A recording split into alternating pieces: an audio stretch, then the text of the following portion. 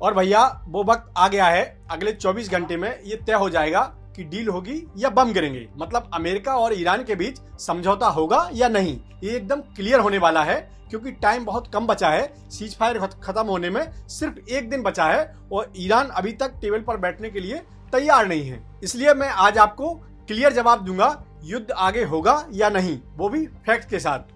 नमस्कार, मैं उदित तिवारी और सब ठीक है। आज एक ऐसे सवाल का जवाब देना है जो पूरी दुनिया पूछ रही है, अमेरिका और ईरान के बीच डील होगी या नहीं। सारे फैक्ट्स सामने रखता हूँ और सारे पेज खोलता हूँ और आखिर में अपना निचोड़ भी दूंगा। पहले थोड़ा कंटेक्स्ट समझ लो। अमेरिका और इजराइल ईरान के बीच 7 हफ्ते से वॉर हो रही है। 8 अप्रैल को 2 हफ्ते का सीज फायर हुआ। 11 और 12 अप्रैल को पाकिस्तान की मेजबानी में इस्लामाबाद में पहली बार दोनों देशों के बीच सीधी बातचीत हुई। 21 घंटे से ज्यादा बात हुई, नतीजा शून्य निकला, कोई समझौता नहीं हुआ। अब 22 अप्रैल को सीज फायर खत्म हो रहा है और दूसरे दौर की बातचीत अभी भी अधर में लटकी है। तो क्या क्या फंसा है, 5 बड़े पैच हैं, वो हम आपको बता देते हैं। पहला पैच, न्यूक्लियर प्रोग्राम।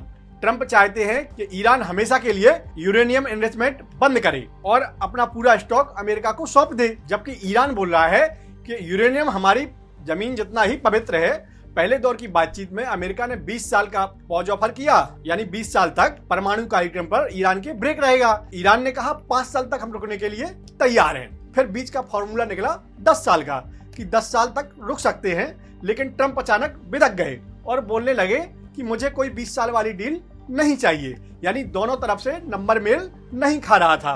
अब दूसरा पेज, हॉर्मुज स्ट्रेट है। इसी समुद्री रास्ते से दुनिया का करीब 20% तेल गुजरता है और ईरान इस पर अपना कंट्रोल चाहता है, जबकि अमेरिका ने नेवल ब्लॉकेड लगाई हुई है। 27 से ज्यादा जहाज इस समय रोक दिए हैं और अमेरिका ने एक ईरानी कार्गो शिप पर अपने जवान उतारे और उस पर कब्जा कर लिया है।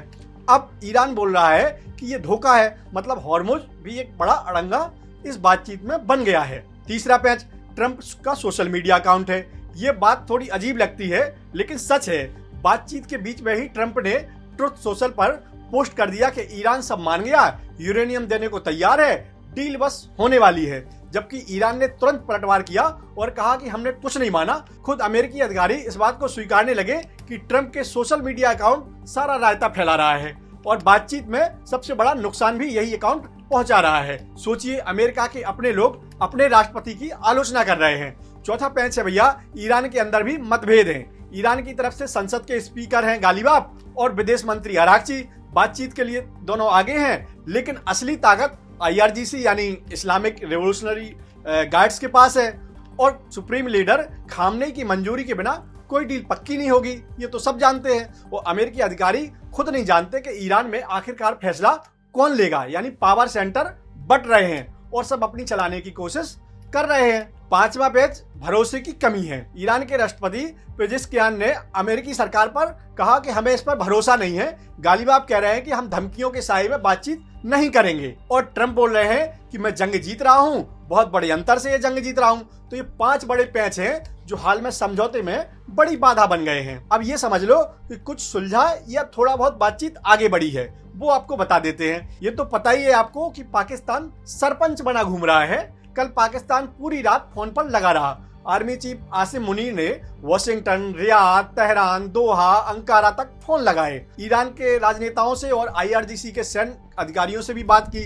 ईरान कह रहा है कि हम पॉजिटिव रिव्यू कर रहे हैं और देख रहे हैं। ऑयल मार्केट भी थोड़ा ठंडा हुआ है इस बातचीत के बाद। ब्रेंट क्रूड भी जो सोमवार को 6% तक उछला था, आज थोड़ा नीचे आया है। इस बीच अमेरिका ने एक बड़ा कार्ड भी टेबल पर रखा है, यानी $20 अरब की फ्रीज जो ईरान की संपत्ति है उसे वापस देने का ग्रीन सिग्नल अमेरिका ने दे दिया है और बदले में यूरेनियम स्टॉक मांगा है। अमेरिकी उपराष्ट्रपति JD वेंस जो पहले राउंड की बातचीत में थे, वो आज मंगलवार को पाकिस्तान जाने के लिए निकलने वाले हैं, ऐसी खबरें हैं। अब सीधा सा जवाब जो हर कोई जानना चाहता है, क्या पूरी डील हो जाएगी? तो भैया ये कहना बहुत मुश्किल है। इतने बड़े मतभेद 1-2 दिन में नहीं सुलझते हैं, लेकिन क्या एक फ्रेमवर्क, एक अस्थायी समझौता हो सकता है? और इसका जवाब हाँ है, क्योंकि इसकी संभावना ज्यादा है। दोनों तरफ प्रेशर है और ट्रंप नहीं चाहते कि तेल के दाम और चढ़े, शेयर बाजार और गिरे। ईरान भी इस युद्ध में $500 मिलियन रोजाना खर्च कर रहा है, मतलब अभी पूरा समझौता करना मुश्किल है। इसलिए दोनों देश अस्थायी डील कर सकते हैं। इसमें बस इतना तय होगा कि अभी लड़ाई नहीं बढ़ेगी, आगे बातचीत जारी रहेगी। बाद में अगले कुछ हफ्तों में उसी अस्थायी फ्रेमवर्क का एक बड़ा और फाइनल समझौता बनाया जाएगा। यही सबसे रियलिस्टिक रास्ता है। फिर एक और सवाल आता है, क्या सीज फायर बढ़ेगा? इसे समझने के लिए ट्रंप के बयान देखिए। ट्रंप खुद 24 घंटे पहले कह रहे थे कि बुधवार तक बढ़ाने की संभावना बहुत कम बताई है उन्होंने, लेकिन ट्रंप के 3 अलग अलग जवाब एक ही प्रेस कॉन्फ्रेंस में आ चुके हैं, तो इस पर कुछ पक्का नहीं कह सकते। और सबसे बड़ा एक्स फैक्टर खामनेई का फैसला। वो जब तक हाँ नहीं बोलते कोई डील होने वाली नहीं है, और वो अभी तक चुप हैं, क्योंकि ईरान में आखिरी फैसला सुप्रीम लीडर ही लेते हैं, बाकी नेता सिर्फ बातचीत करते हैं। इसलिए पूरी बातचीत अभी भी अधर में लटकी हुई है। तो पूरा निचोड़ ये है कि वो बता देते हैं आपको, दुनिया की सबसे पेचीदा कूटनीति इस वक्त इस्लामाबाद में हो रही है।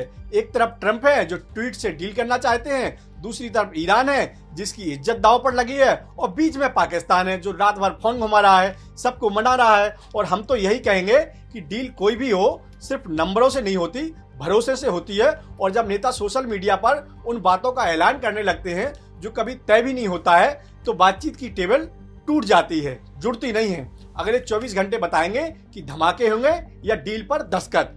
देखते रहिए हमारा चैनल, और सब सब्सक्राइब भी कर लीजिए हमारे चैनल को, क्योंकि यहाँ शोर शराबा नहीं, एजेंडा नहीं, शुद्ध एनालिसिस किया जाता है, वो भी फैक्ट्स के साथ।